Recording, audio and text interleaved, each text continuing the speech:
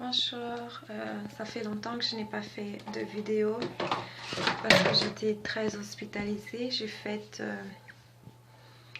J'ai été opérée des deux épaules pour une ostéonécrose de la tête fémorale, le même problème que j'avais eu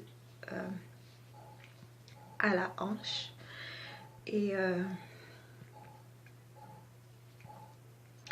Et aujourd'hui, j'ai parlé avec mon infirmière parce que ça date du 16 octobre, mon opération. Et depuis là, je n'ai toujours pas vu d'amélioration. J'arrive pas à lever mes épaules. Je suis dans la salle de bain justement pour vous montrer un peu les cicatrices. Ça, c'est la cicatrice du forage. Ça a été fait le 16 octobre. J'ai fait les deux épaules. Juste pour vous montrer. Voilà. Et j'avais filmé quand j'ai enlevé mes bandages et tout, mais j'ai perdu la vidéo. Quand j'étais hospitalisée également, j'ai fait une vidéo puis je l'ai perdue et tout.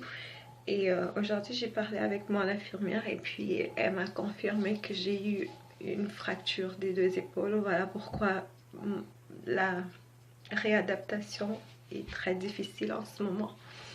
J'arrive pas à m'attacher les cheveux, j'arrive pas à faire tout ce que je faisais avant. Je n'arrive qu'à monter les épaules. Ça, c'est vraiment la limite. Vous voyez que quand je monte ici, ça monte également. J'arrive pas à monter plus haut que ça. Et elle m'a dit que j'ai une fracture et que ça n'allait pas aller en s'améliorant. Le problème, c'est que moi, je fais des réactions à chaque transfusion et j'en ai fait une grosse quand, après l'intervention, je ferai une vidéo pour vous expliquer un peu c'était quoi et tout.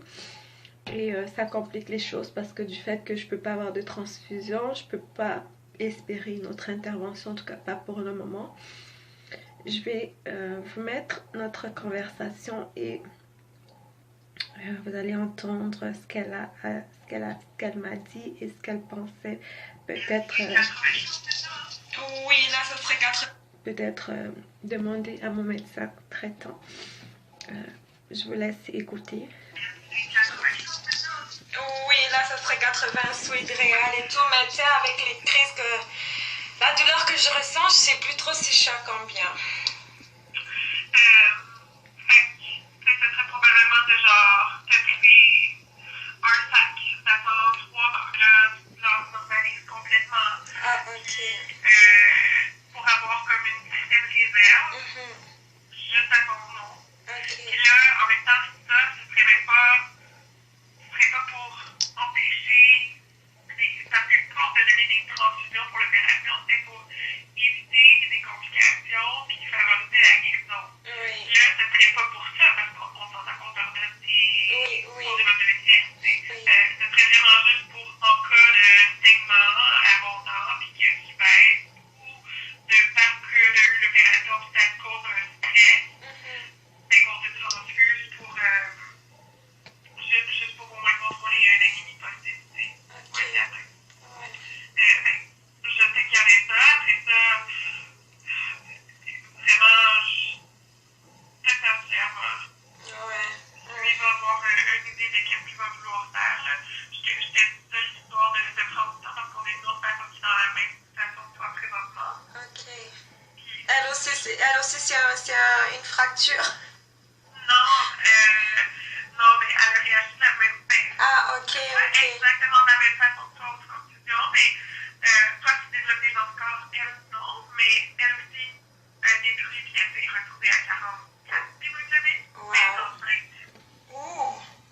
ouais, fait que, ben, on est, puis là, c'est à, je pense, 28 semaines, alors, là, ça commence à remonter tranquillement, mais elle n'est pas encore accouchée. Ouais, c'est ça. En plus, elle est juste à 28, c'est pas... C'est ça. Fait que je sais que pour elle, le pasteur avait dit qu'on va prendre de son temps pour avoir en backup. Ouais. On va prendre son propre temps. Alors, je pense que ce serait probablement le même genre de solution pour toi. Ouais. Éventuellement. Je pense que ça serait mieux parce que Donc voilà, elle va me rappeler parce qu'elle doit contacter mon médecin pour voir ce que lui il envisage faire.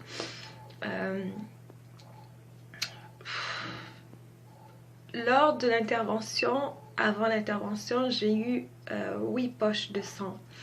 L'infirmière qui me l'a mis m'avait déjà dit que c'était compatible, mais pas trop compatible. Fait que je l'avais dit, si c'est pas compatible, pourquoi le mettre et tout. Puis elle m'a dit, oh, c'est compatible, ils ont fait plein de recherches, plein d'examens sur ce sang-là, puis ça devrait pas causer de problème. Mais tu sais, à voir l'infirmière parler de ça, j'étais comme, il y a quelque chose qui fonctionne pas trop.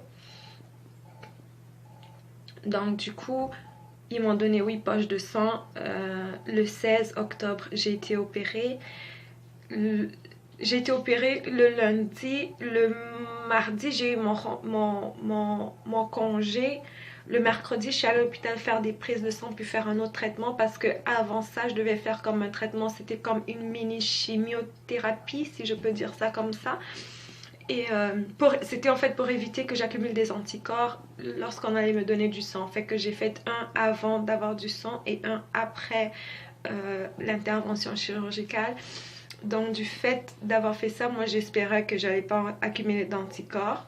Et le mercredi, quand je suis allée faire la prise de sang, ils ont vu que j'étais à 95%.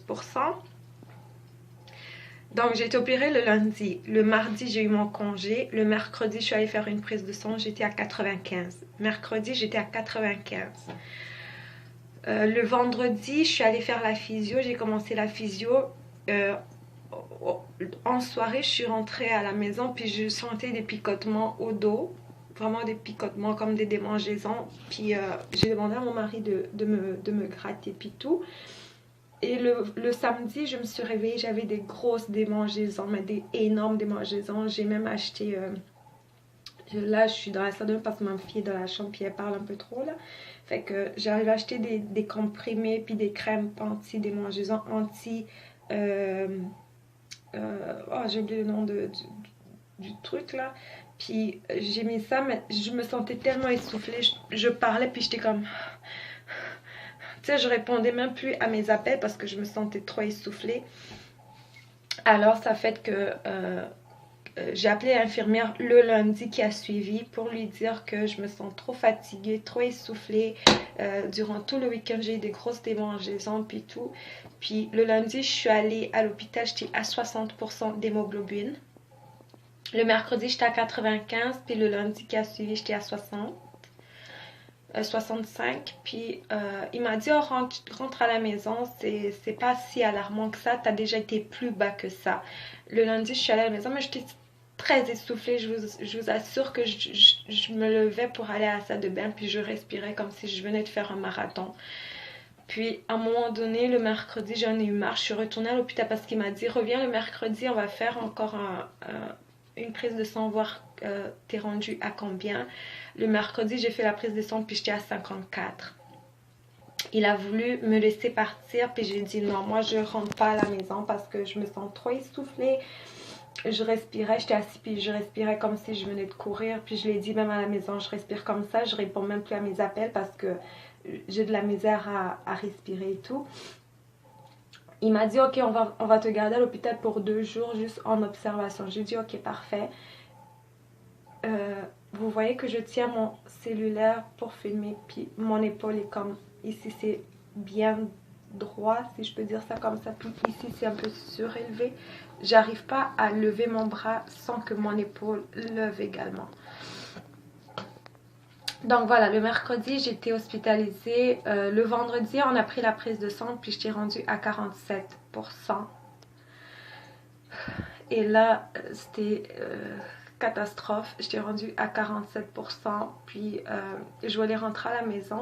J'ai dit que je voulais pas rester, ils m'ont mis à l'urgence, puis le lit, je supportais pas, le lit c'était vraiment pas confortable du tout, j'avais mal au dos. Et j'ai demandé à la madame, avant d'avoir les résultats, ils ont pris du sang, moi je savais pas j'étais rendue à combien, j'ai demandé à sortir, puis elle m'a dit, je peux pas te laisser sortir, parce que si toi tu sors, c'est moi qui va faire une crise cardiaque. Là, tu sais, quand elle m'a dit ça, j'étais comme, ok, pourquoi elle me dit ça comme ça là. Alors je suis restée, je dis ok, je vais attendre au moins les résultats avant de chercher à sortir de l'hôpital et tout. Puis là elle est revenue encore, puis elle m'a dit t'es rendu à 47%, on doit te garder parce que ça ne monte pas, ça ne va que de mal en pire, puis ça ne fait que descendre, puis on ne sait pas tu vas descendre à combien. Là, ils m'ont changé de place, ils m'ont mis un peu dans un côté où c'était plus, j'étais plus sous surveillance, j'étais vraiment face aux infirmiers puis aux infirmières. Puis j'étais sous moniteur cardiaque. Et après ça, mon infirmière, celle que vous venez d'entendre, elle est venue puis elle m'a dit qu'il fallait que si je devais voir ma fille ou mon mari, de les appeler et tout, parce que ça baissait trop et que si ça baisse trop, ils vont devoir me donner du sang. Mais le problème, selon eux, c'était que je risquais de faire une crise cardiaque. Voilà pourquoi le médecin à l'urgence m'avait dit, si toi tu sors, ben c'est moi qui risque de faire une crise cardiaque, parce que elle avait déjà vu ça, puis elle voulait pas me le dire. Alors, elle m'a dit, si tu veux appeler ton mari ou ta fille, appelle-les qui viennent à l'hôpital. Puis je les ai appelés le vendredi, ils sont venus. J'ai vu ma fille et j'arrêtais pas de pleurer. Puis je me suis dit, merde, je peux pas mourir, je peux pas mourir. Puis laisser ma fille, elle a que 2 ans. Et c'était très difficile, honnêtement, très très très difficile. Et je prendrai les photos de mes examens, de mes résultats, puis je vais essayer de le mettre dans cette vidéo ici pour voir comment je t'ai rendue, puis à quel niveau j'ai baissé. Je pense que j'ai baissé à 42 avant que ça commence à remonter tout seul. Et ils m'ont monté à l'étage, j'étais sous moniteur cardiaque. J'étais à l'étage, mais c'était les gens du soin intensif qui regardaient tout ça. Fait que à chaque fois qu'il y avait quelque chose qui fonctionnait pas trop selon eux, c'était eux qui le regardaient, puis qui venaient, qui montaient dans la chambre et tout. Et donc j'ai été hospitalisée le vendredi je pense jusqu'au 26 novembre à peu près, donc du 17, 18, 19, 20, 21, ouais, jusqu'au 27 novembre. Donc j'ai fait presque 1 mois à l'hôpital.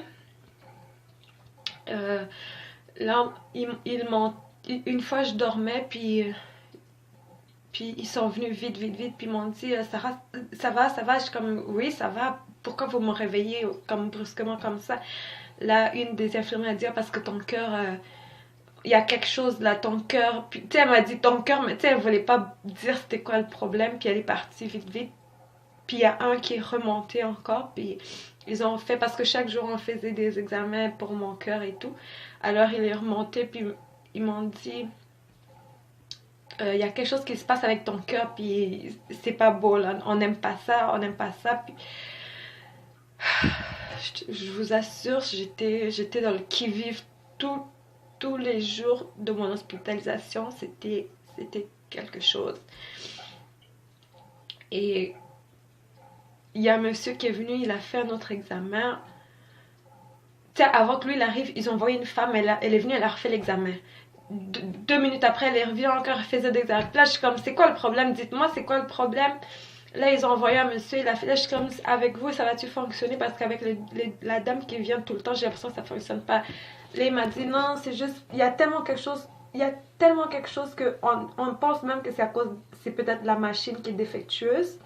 C'est pour ça qu'on revient constamment faire encore l'examen et tout. Donc, elle est revenue.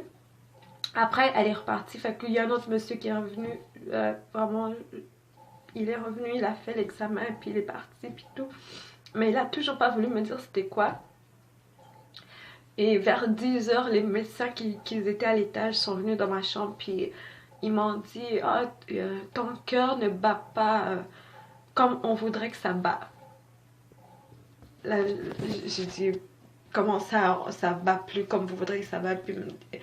Là, une des résidentes, parce que c'était le médecin avec la résidente, donc une étudiante en médecine, elle est partie, puis elle a regardé dans mon dossier, puis elle a vu que depuis 2015, mon cœur ne bat plus comme ça battait avant. Fait que j'ai comme...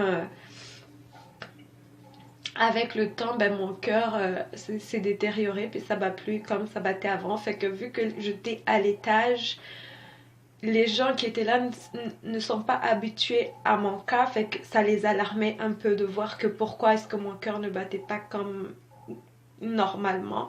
C'est pour ça qu'ils revenaient constamment et tout.